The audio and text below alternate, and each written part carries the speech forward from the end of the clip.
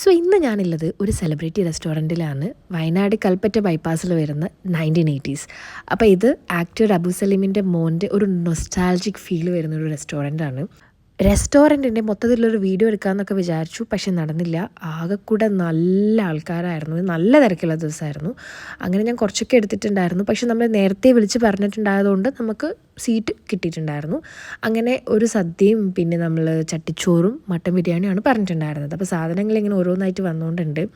ഈ ഒരു ആംബിയൻസ് ശരിയായൊരു തറവാട് വീടിൻ്റെ അടിപൊളിയാണ്. ഇനി എപ്പോഴെങ്കിലും ഞാൻ ഒന്നുകൂടി പോവുകയാണെങ്കിൽ എനിക്ക് ആ റെസ്റ്റോറൻറ്റിൻ്റെ മാത്രം ഒരു വീഡിയോ ചെയ്യണമെന്നുണ്ട്. അടിപൊളിയായിരുന്നു.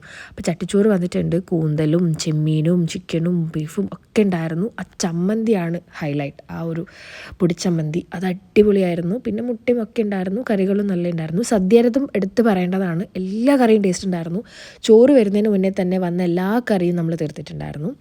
അങ്ങനെ എല്ലാം കൂടി കുഴച്ച് കഴിക്കുമ്പം അബ്ബാര ടേസ്റ്റായിരുന്നു.